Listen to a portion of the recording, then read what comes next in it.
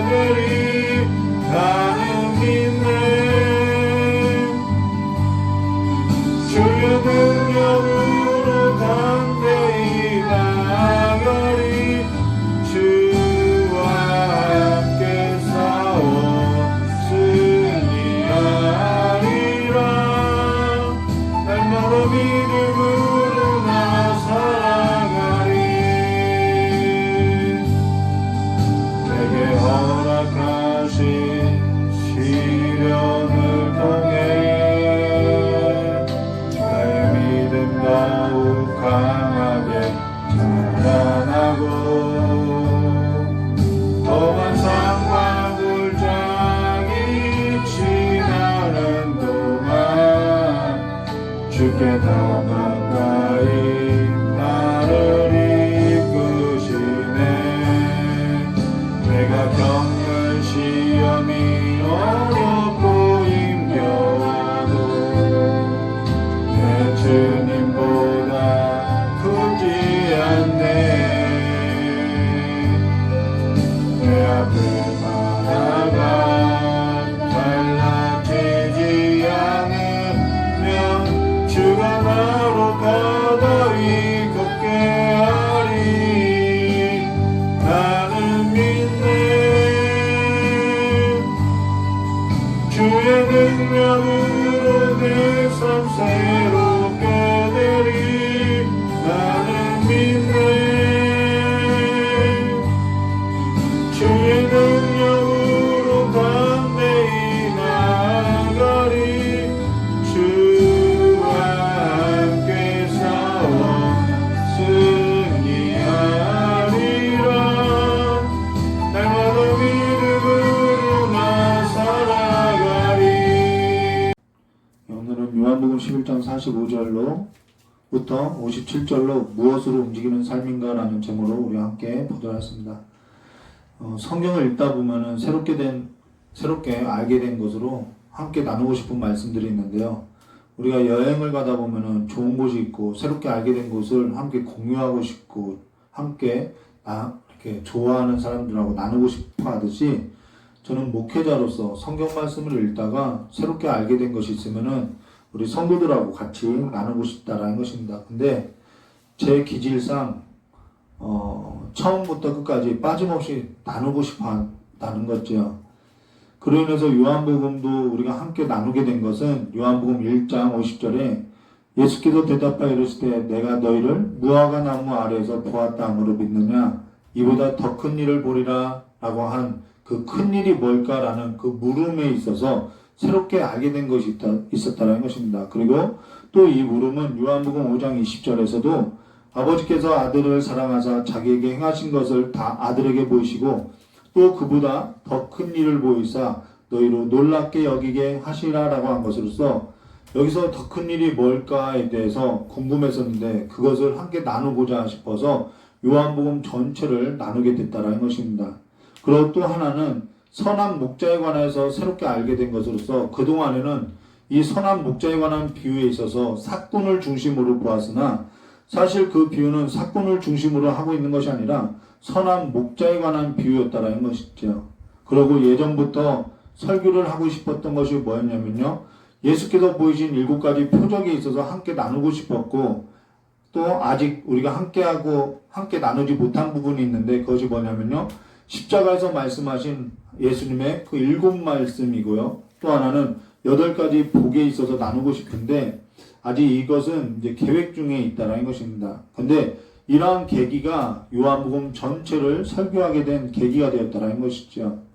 자, 그래야 해서 지금까지 우리가 선한 목자에 관한 비유도 보았고 예수님께서 보이신 7가지 표적에 있어서도 보았던 것으로서 그 첫 번째 표적이 요한복음 2장 1절과 11절로 가나에 혼례가 있어 물로 포도주 만든 사건이고요.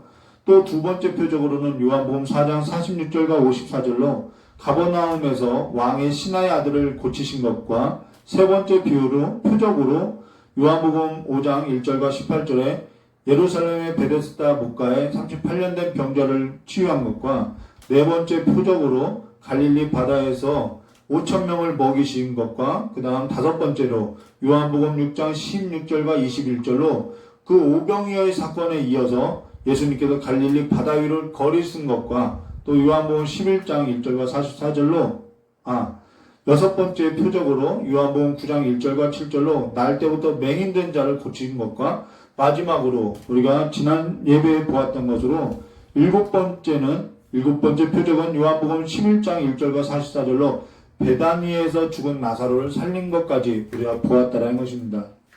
근데 이 모든 표적은 일관되게 그리스도의 죽음과 부활을 나타낸 것으로서 그의 죽음과 그의 부활로 지금 우리에게 나타내 보이신 더 큰 일이라고 하는 것은 바로 죄로 인하여 죽었던 우리가 다시 살아난 것으로서 저주에서 복으로 사망에서 생명으로 옮기신 일이 더 큰 일이고 이 일을 선한 목자이신 예수 그리스도께서 행하여 주셨음을 말하고 있다는 것입니다. 그래서 표적으로 인하여서 하나님의 아들을 믿는 자들이 있고 구원을 얻게 된 자들이 있음을 보여주고 있다는 것이죠. 그 구원이 지금 우리에게 얼마나 큰 일인지 얼마나 놀라운 사건인지 우리가 그것을 다 알고 사는 사람은 없겠지만은 사실 오늘 그 7가지 표적에 있어서 사실상 이제는 결론에 이르고 있는 것으로서요. 결론을 말하고 있는데 45절과 46절의 말씀에 보면 이렇게 말씀하죠. 마리아에게 와서 예수께서 하신 일을 본 많은 유대인들이 그를 믿었으나 그 중에 어떤 자는 바리새인들에게 가서 예수께서 하신 일을 알리니라 라고 한 것으로서 마치 양과 염소를 구분하듯이 구분하고 있는 것을 볼 수 있는데 이 말은 요한복음 서두에도 언급했던 것처럼 표적으로 인해서 믿는 자가 있고 믿지 아니하는 자로서 구분되어지고 있다는 것입니다. 근데 오늘 결론에 믿는 자가 아닌 믿지 아니하는 자들에게 말하는 것으로서 성경이 지금 무엇을 말하고 있느냐면요. 우리 46절에 보았던 것처럼 어떤 자는 바리새인들에게 가서 예수께서 하신 일을 알리니라 라고 한 것으로서 여기서 바리새인들이라고 하는 것은 유대 그 사회에 사내들인 공회를 말하고 있다는 것입니다. 근데 그러고 나서 우리가 47절의 말씀에 보면은 이에 대제사장들과 바리새인들이 공회를 모으고 이르되 이 사람이 많은 표적을 행하니 우리가 어떻게 하겠느냐라고 사실 이들은 선한 의도를 가지고 긍정적으로서 질문을 하는 것이 아니라 악한 의도를 가지고 모의하고 방법을 구하고 있는 것을 말해줬다는 것입니다. 바로 예수를 죽이고자 했다라고 한 것처럼 53절에 이렇게 말씀하죠. 이날로부터는 그들이 예수를 죽이려고 모의하니라 라는 말로써 오늘 47절에 이 사람이 많은 표적을 행하니 우리가 어떻게 하겠느냐라는 것은 이들의 선한 의도를 갖고 질문을 하고 있는 것이 아니라 악한 의도를 가지고 모의하고 방법을 구하고 있음을 말해줬다는 것입니다. 그래서 그들로 하여금 한 가지 드러난 사실이 무엇이냐면요. 이것이 성경이 지금 말하고자 하는 것으로서 결론에 해당하는데요. 48절에 이렇게 말씀하고 있죠. 만일 그를 이대로 두면 모든 사람이 그를 믿을 것이요. 그리고 로마인들이 와서 우리 땅과 민족을 빼앗아 가리라 라고 한 것으로서 그들의 악한 의도가 그들이 어떠한지를 지금 사실상 보여주고 있다는 것입니다. 그들이 지금 하는 말에 있어서 우리가 볼 것은 그들은 분명하게도 사내들인 공예로 표면적으로는 종교인으로 보여지고 있으나 그들은 악한 의도를 가지고 다른 목적에 의해서 예수를 죽이고자 하고 있음을 말해줬다는 것입니다. 그래서 이 일에 있어서 지금 우리가 주목해 볼 필요가 있다는 거예요. 이들은 표면적으로는 종교인이나 내면에 있어서는 악한 의도를 품고 있음을 보여주고 있다는 것이죠. 겉과 속이 다름을 말해주고 있다는 것입니다. 그로 인해서 48절에 주목하여서 우리가 보아야 할 것으로서 두 가지를 구분하여서 말하고 있으나 사실 한 가지 사실을 말하는 것으로서 예수를 이대로 두면 모든 사람이 그를 믿고 따를 것이니 그로 말미암아 로마인들이 와서 우리 땅과 우리 민족을 빼앗아 가리라 라고 한 것으로서 여기에서 말한 우리 땅이라는 것은 지정된 공간을 말하고 있다는 것입니다. 그들에게 있어서 우리 땅과 우리 민족이라고 하는 것은 지정된 공간을 말하고 지정된 혈통을 말하고 있는 것으로서 성전을 말하고 있는데 이들은 그 성전을 중심으로 자신들의 권력을 잃게 될까봐 예수를 죽이고자 하고 있음을 말해줬다는 것입니다. 이 말은 그들의 나라와 그들의 정치라는 것은 예수님께서 말씀하신 예수님의 그 나라와 예수님의 그 정치와 다름을 보여주고 있다는 거예요. 그리하여서 예수님께서 말한 그 나라를 대적하고 그 예수님께서 말씀하신 그 정치에 대하여 거부하고 있음을 말해줬다는 것입니다. 그 통치를 거부하고 있다는 것이죠. 그래야 그들은 지금 자신들의 권력의 중심이 되고 있는 우리 땅과 민족을 빼앗기게 될까봐 염려하고 있는 것으로서 이들은 사실상 누구를 섬기고 있는 것이냐면 로마를 섬기고 있는 것으로서 표면적으로는 종교를 말하고 있지만은 하나님을 말하고 있지만은 사실 그들의 실상은 종교를 중심으로 자신들의 기득권을 말하고 있는 것으로서 로마와 로마의 정치 안에서 자신들의 체제를 더욱더 굳건하게 하고자 한 것으로서 자신들의 그 체계가 붕괴될 것을 염려해서 자신들의 권력에 의해서 진짜 성전이 되신 예수 그리스도를 죽이고자 하고 있다는 것입니다. 만일 예수로 인해서 예수를 믿는 사람들이 많아지게 되면은 그들이 봉기를 들게 될 것이고 그들이 봉기라도 들게 되면은 로마 군대가 예루살렘을 짓밟게 될 것이고 그렇게 되면은 예루살렘을 중심으로 한 우리의 기득권이 무너지고 파괴되는 것으로서 우리의 그 실리가 우리가 얻고 있는 것이 다 사라지게 될 것이기 때문에 그 악한 의도를 가지고 예수를 죽이고자 하고 있다는 거예요. 늘 사람은 무엇에 의해서 움직이냐 하면요. 그것이 무엇이든지 간에 이것이 나에게 이익이 되느냐 이것이 나에게 이익이 되지 않느냐 그것에 따라서 사람들은 움직이고 있음을 말해주고 있다는 것입니다. 그들도 표면적으로는 하나님을 섬기는 종교라고 말하고 있으나 사실 그들의 실상은 로마를 섬기고 세상의 신을 섬기는 것으로서 내 이익에 따라서 움직이고 있음을 보여주고 있다는 거죠. 이 일에 있어서 좋은 신뢰가 없을까 고민을 하다가 성경 말씀을 보면요. 열왕기상 12장 1절과 5절 말씀에 솔로몬 왕이 죽고 나서 르호보암이 그의 아들 르호보암이 왕위에 오를 때에 무리들이 애굽에 갔던 여로보암을 데리고 와서 르호보암 왕에게 우리의 멍에를 가볍게 해줄 것을 요구하면서 뭐라고 이야기하냐면요. 그리하면 우리가 왕을 섬길 것입니다 라고 이야기했다라는 것입니다. 이 말이 틀린 말도 아니고 나쁜 말도 아니죠. 근데 여기에 중요한 우리가 생각해야 할 일이 있는데요. 그 르호보암은 그 말을 듣고 나서 생각할 것도 없는 일에 있어서 답변을 하면 되는데 3일 후에 다시 오라고 하고 나서 자문을 구했던 것으로서 우리가 본문이 좀 길지만요. 열왕기상 12장 6절과 12절 말씀에 보면은 르호보암 왕이 그의 아버지 솔로몬의 생전에 그 앞에 모셨던 노인들과 의논하여 이르되 너희는 어떻게 충고하여 이 백성에게 대답하게 하겠느냐? 대답하여 이르되 왕이 만일 오늘 이 백성을 섬기는 자가 되어 그들을 섬기고 좋은 말로 대답하여 이르시면 그들이 영원히 왕의 종이 되리라 하나 왕의 노인들이 자문하는 것을 버리고 자기 앞에 모셔 있는 자기와 함께 자라난 어린 사람들과 의논하여 이르되 너희는 어떻게 자문하여 이 백성에게 대답하게 하겠느냐? 백성이 내게 말하기를 왕의 아버지가 우리에게 매운 멍에를 가볍게 하라 하였으나 함께 자라난 소년들이 왕께 아뢰어 이르되 이 백성들은 왕께 아뢰기를 부친이 우리의 멍에를 무겁게 하였으나 왕은 우리를 위하여 가볍게 하라 하였은즉 왕은 대답하기를 내 새끼손가락이 내 아버지 허리보다 굵으니 내 아버지께서 너희에게 무거운 멍에를 매게 하였으나 이제 나는 너희의 멍에를 더욱 무겁게 할지라. 내 아버지는 채찍으로 너희를 징계하였으나 나는 정갈 채찍으로 너희를 징계하리라 하소서라고. 이 친구들은 함께 자란 이 어린 소년들은 사람들은 이 르호보암 왕에게 정갈 채찍으로 징계를 할 거라고 더 무겁게 할 거라고 이야기하라고 이렇게 자문을 했다라는 것이죠.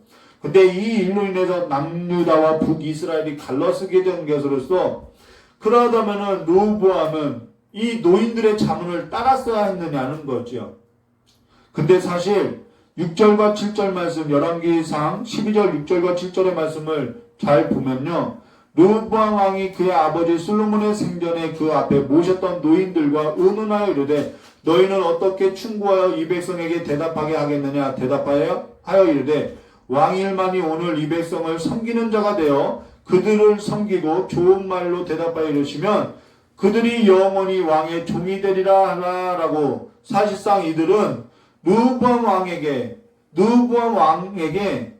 그 왕의 아버지 솔로몬 때부터 권력을 잡았던 기득권자들로서 그 권력을 잃기 싫었음을 말해주고 있다는 것입니다. 그로 인해서 그들이 영원히 왕의 종이 되리라라고 한 것으로서 자신들이 솔로몬 왕 때 누렸던 그 부귀 영화를 누리고자 하는 것으로서 지금도 그의 아들 르호보암이 왕이 되었을 때도 누리고자 하는 것으로서 그와 같이 하겠다라고 답변하라고 말하고 있다라는 거예요. 그러나 어린 그 사람들은 기존의 체계에 있어서 기득권자를 몰아내고 자신들의 새로운 기득권의 그 자리에 올라가고자 그와 같이 말을 하고 있음을 말해줬다는 것입니다. 더 무서운 정치를 하고자 하고 있다는 것이죠. 근데 이 말은 이들 모두가 표면적으로는 하나님의 백성이라고 하고 있으나 이들은 누구의 종이 되고자 하는지 지금 성경이 말하고 있는 것으로서 이들은 그로 인해서 무엇을 얻고자 하고 있냐는 거예요. 이들은 다 표면적으로는 하나님을 섬기는 하나님의 백성이라고 하나 실상은 자기를 위한 세상으로서 자기를 위한 세상의 신을 섬기고자 하고 있다는 것이죠. 그 세상은 곧 자신이 중심으로 서 있음을 말해주고 있다는 것입니다. 그리하여서 오늘 성경 말씀도 보면은 요한복음 11장 49절과 52절의 말씀에 보시면은 그 중에 한 사람 그 해에 대제사장인 가야바가 그들에게 말하되 너희가 아무것도 알지 못하는도다. 한 사람이 백성을 위하여 죽어서 온 민족이 망하지 않게 되는 것이 너에게 유익한 줄을 생각하지 아니하는도다 하였으니 이 말은 스스로 함이 아니요 그의 대제사장이므로 예수께서 그 민족을 위하시고 또 그 민족만 위할 뿐만 아니라 흩어진 하나님의 자녀를 모아 하나가 되게 하기 위하여 죽으실 것을 미리 말함이라라고 한 것으로서 지금 대제사장인 가야바는 정치적인 말로서 말하고 있으나 사실 자기가 무슨 말을 하고 있는지도 모르게 예언을 하고 있는 것으로서 그 예언이 성취되었다라는 것입니다. 그 일로 인해서 지금 대제사장 가야바가 한 말을 보면요. 한 사람이 백성을 위하여 죽어서 온 민족이 망하지 않게 되는 것이 너에게 유익한 줄 생각하지 아니하는도다 라고 한 말로 이 말은 공리주의로서 최대의 다수의 행복을 위해서는 경우에 따라서는 소수의 희생이 필요하다라고 이야기하고 있다라는 거죠. 우리가 이러한 일은 지금 우리가 살아가는 세상 가운데서 많이 벌어지는 것이죠. 그러나 그 최대 다수의 행복의 가치라고 하는 것이 사실상 그들에게 있어서는 성전을 중심으로 한 권력을 가지고 있는 기득권을 가지고 있는 그들만의 행복을 말하고 평화를 말하고 있는 것으로서 사실상 예루살렘 성전 바깥에 있는 자들을 전혀 생각지 않고 있음을 말해줬다는 것입니다. 그렇기 때문에 예루살렘과 유다와 사마리아와 땅끝까지 이르러 모든 사람에게 진정한 행복을 가져다주는 그 평화가 무엇인지를 말해주고 있다는 것이죠. 그런데 그들은 그것보다는 예루살렘의 평화만 구하고 있음을 말해줬다는 것입니다. 그러면서 51절과 52절에 하나님의 뜻에 관하여 예언이 성취된 것을 보여주는 것으로서 이렇게 말씀하고 있는데요. 이 말은 스스로 말함이 아니요 그 해의 대제사장이므로 예수께서 그 민족을 위하시고 또 그 민족만 위할 뿐만 아니라 흩어진 하나님의 자녀를 모아 하나가 되게 하기 위하여 죽으실 것을 미리 말함이더라 라고 한 것으로서 그가 민족을 위하고 민족뿐만 아니라 흩어진 하나님의 자녀를 진정한 성전이신 그리스도를 중심으로 하나님을 섬기는 자로 하나 되게 하시고자 죽으심을 말해주었다는 것입니다. 그리하여서 그는 예루살렘인 그 바깥에 영문 밖에 나가서 희생의 어린 양이 되어서 죽으셨다라는 거예요. 그래서 요한복음 1장 29절에 이튿날 요한이 예수께서 자기에게 나오심을 보고 이르시되 보라 세상죄를 지고 가는 하나님의 어린 양이로다 라고 한 것으로서 하나님의 어린 양이 되신 그리스도께서 예수 그리스도께서 대제사장인 그 가야바 손에 의해서 희생의 제물이 되어서 속죄의 제물로서 속죄가 드려진 것으로서 불법한 자가 자유를 얻게 된 것을 말해주고 있다는 것입니다. 그렇게 희생의 제물이 되어서 바로 불법한 자가 자유를 얻게 된 것으로서 바라바가 살아난 것을 보여주고 있다는 거예요. 예수 그리스도의 그 죽음이 민족을 살리고 민족만 살린 것이 아니라 흩어져 있는 하나님의 자녀를 모으게 된 것이고 그것뿐만 아니라 불법한 그 강도를 살려낸 사건으로서 모든 자에게 생명을 주고 구원을 주는 하나님의 진정한 평화였음을 말해주고 있다는 것입니다.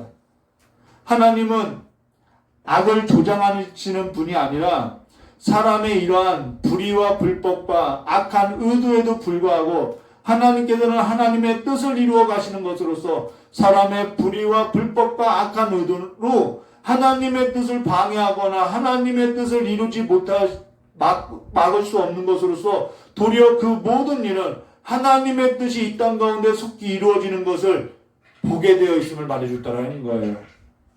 지금 우리는 그 하나님의 뜻이 이루어지는 것을 보고 있는 것으로서 민족을 넘어서 흩어져 하나님의 자녀를 모으시고 있는 하나님의 뜻을 보고 있는 것으로서 하나님의 구원의 역사를 보고 있는 것으로서 자기의 성 밖에 그 자기의 성만을 아는 것이 아니라 성 밖에 있는 모든 자들에게도 하나님의 구원이 이루어지는 것을 말하고 있고 그 하나님의 구원에 있어서는 그 일이 결코 죽음조차도 가로막을 수 없는 것으로서 실패는 결코 있을 수 없음을 말해주고 있다는 것입니다. 이는 7번째 표적에서도 보여주었던 것처럼 죽음이 생명을 결코 이길 수 없더라는 거예요. 오늘 불법을 저지른 바라바가 풀려난 것을 보여주고 있는데 사실 그 불법한 자가 다른 누군가가 아니라 그리스도로 말미암아 생명을 얻게 된 우리 모두를 말하는 것으로서 하나님의 구원을 얻게 된 우리 모두로 그리스도 안에 있게 된 원래 우리가 그리스도 바깥에 있었던 자들이었는데 그리스도 안에 있게 된 바로 우리 자신을 말해주고 있다라는 것입니다. 빌라도의 신문 속에서도 잘 드러나고 있는 것으로서 요한복음 19장 15절 말씀에 보면은 그들이 소리를 지르되 없이 하소서 그를 십자가에 못 박게 하소서 빌라도가 이르되 내가 너희의 왕을 십자가에 못 박으랴 대제사장들이 대답하되 가이사 외에는 우리에게 왕이 없나이다 하니라고 이들에게 있어서 왕은 가이사였음을 말해줬다는 것입니다.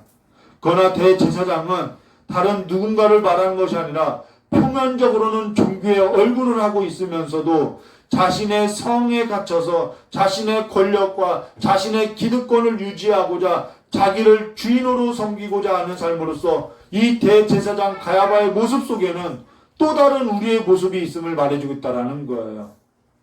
그렇게 예수님은 그렇게 우리를 대신하여서 우리의 손에 의해서 죽임을 당하였음을 말해줬다는 것입니다.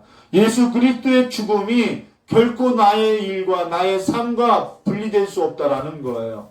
그러나 예수 그리스도의 죽음이 불법과 악한 의도로 가득한 우리의 삶에 있어서 우리의 생명을 살리고자 나를 생명으로 옮기시고자 구원하신 것으로서 그 예수님은 우리에게 있어서 선한 목자가 되신 것으로서 그분은 우리를 위해서 목숨을 버리셨음을 말해주었다는 것입니다. 그래서 요한복음 10장 11절과 12절에 나는 선한 목자라 선한 목자는 양들을 위하여 목숨을 버리거니와 삭구는 목자가 아니요 양도 재앙이 아니라 이리가 오는 것을 보면 양을 버리고 달아나나니 이리가 양을 물어가고 또 해치니라 라고 말을 하고 있다는 것입니다. 그러고 나서 13절과 15절에도 이렇게 말씀하고 있죠. 달아나는 것은 그가 삭군인 까닭에 양을 돌보지 아니함이나 나는 선한 목자라 나는 내 양을 알고 양도 나를 아는 것이 아버지께서 나를 아시고 내가 아버지를 아는 것 같이 나는 양을 위하여 목숨을 버리누나 라는 말로서 그가 바로 나를 위하여 우리를 위하여 목숨을 버리셨다는 것입니다. 선한 목자에 관한 비유는 과분한 사랑을 말하는 것으로서 어떤 사람이 자기가 기르는 양을 위해서 목숨을 버리냐는 거예요. 자기가 기르는 개도 자기의 이익을 위해서는 버리는 일이 있는데 어떤 사람이 개를 아무리 좋아한다고 해서 그 개를 위해서 목숨을 버리는 자가 있냐는 거지요. 그러나 선한 목자는 그보다 더 큰 일을 보이신 것으로서 하나님의 구원을 이루고자 자기 목숨을 버리셨음을 말하고 그로 인해서 하나님의 구원을 다 이루셨음을 말해줬다는 것입니다.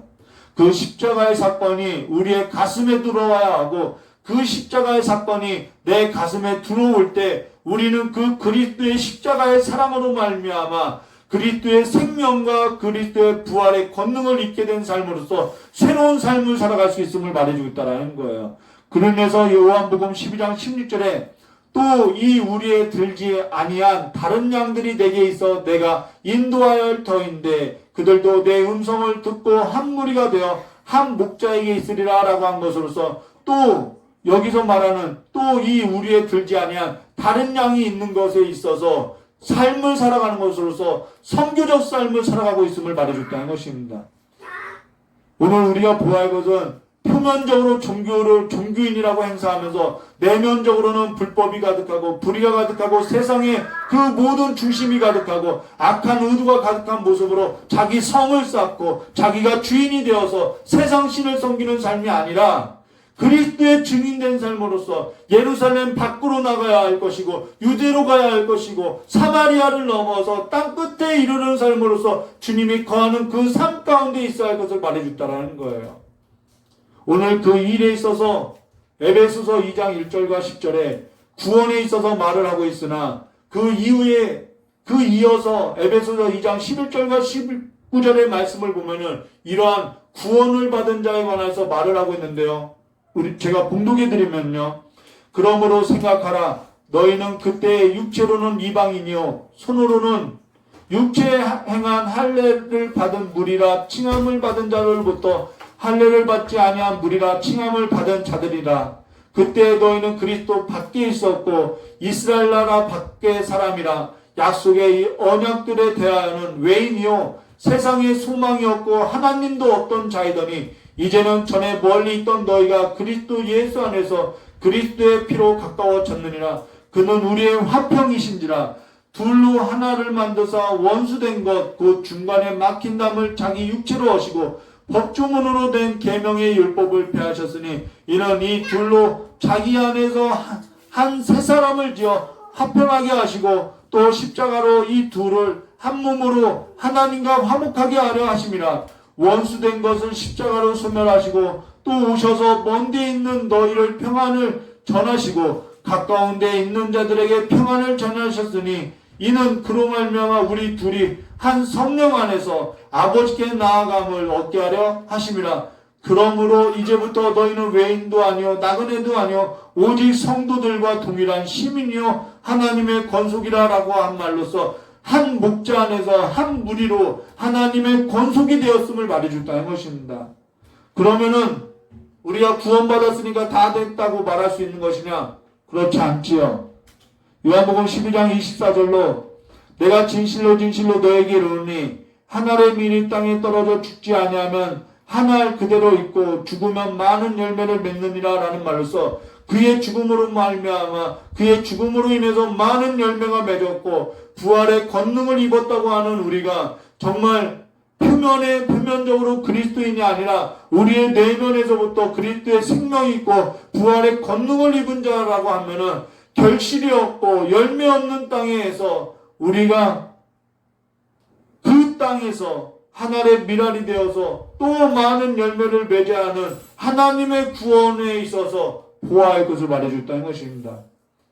지금도 부활의 권능에 입은 자들은 열매 없는 땅에 와서 하나의 미랄이 되어서 또 다른 많은 열매를 맺고 있는 것으로서 하나님의 구원의 역사에 의해서 그들의 삶이 움직여지고 있음을 말해주겠다라는 거예요. 그 삶에는 실패도 없고 그 삶에는 끝도 없고 그 삶에는 오직 세상의 끝과 주님 오실 날밖에 없음을 말해줬다라는 것이죠. 영원한 삶밖에 없다라는 것입니다. 그래서 오늘 성경 말씀에 53절과 54절에 이렇게 말씀하였죠. 이날로부터 그들이 예수를 죽이려고 모이하니라. 54절에요. 그러므로 예수께서 다시 유대인 가운데로 드러나게 다니지 아니하시고 거기를 떠나 빈들 가까운 곳인 에브라임이라고 동네에 가서 제자들과 함께 거기서 머무시라 라고 한 것으로서 빈들 가까운 곳인 에브라임이라고 하는 동네에 가서 제자들과 함께 거기 머무시니라 라고 말한 것으로 빈들이라는 것은 사실상 결실이 없는 흑암의 땅을 말하고 있지만 그 가까운 곳은 에브라임이라는 말은 갑절의 결실이 있는 땅이라는 뜻으로서 예수께서 그의 제자들과 함께 거기 머물러 있음을 우리에게 시사하고 있고 보여주고 있다는 것입니다. 이것이 바로 결론이라는 거예요. 내가 구원받았다 그 삶에 멈춘 것이 아니라 바로 결실이 없는 그 흑암의 땅에 우리가 갑절의 결실을 맺는 삶으로써 하나님의 구원에 의해서 우리가 움직여지는 삶이야말을 만들었다는 것입니다. 지금도 하나님께서는 일하시고 계시고 결실 없는 땅에서 결실이 있을 것을 보여주고 있는 것으로서 죽음도 악한 의도도 불법도 하나님의 뜻을 꺾지 못하는 것으로서 하나님은 하나님의 구원을 이루시고 있음을 말해줬다라는 거예요. 오늘 우리가 표면적으로 그리스도인이라고 말하고 있으나 지금 우리가 우리의 삶에 있어서 무엇으로 인해서 움직여 살아가는 삶인지 말해주고 있다는 것입니다. 여기서 대제사장인 가야바는 표면적으로는 종교인이라고 하지만은 그 속내는 자기 성에 갇혀서 자기의 권력에 자기의 이익에 의해서 움직이는 삶임을 보여주고 있다는 거예요. 우리가 다 그리스도의 죽음으로 말미암아 그리스도의 생명으로서 살아간 삶으로서 이제는 외인도 아니고 나그네도 아니고 하나님의 나라의 거룩한 백성이라고 말은 하지만은 우리의 삶 가운데 그리스도의 생명이 없고 그리스도의 부활의 권능이 없다고 하면은 내 삶에 내 기득권만을 가지고 살아가고 있다고 하면은 우리는 우리의 삶에 있어서 하나님의 구원의 역사에 있어서 움직이는 삶이 아님을 말해줬다는 것입니다. 지금까지 하나님은 하나님의 일을 하시고 있는 것으로서 결실이 없었던 그 땅에 결실이 있는 것으로서 죽음조차도 악한 의도조차도 불법조차도 하나님의 구원을 하나님의 의지를 꺾지 못했던 것으로서 하나님의 구원을 말해주고 있음을 말해주고 있다는 것입니다. 오늘 우리가 표면적으로 그리스도인이라고 하나 지금 우리는 무엇에 의하여서 움직여지는 삶인지 생각하여 보시고 그리스도의 십자가 앞에서 다시 일어나 생명을 가진 자로서 부활의 권능을 입은 자들로서 하나님의 구원의 역사에 움직여서 살아가는 성도가 되시기를 주님의 이름으로 축원합니다. 우리 이 시간에 다 같이 기도하도록 하겠습니다.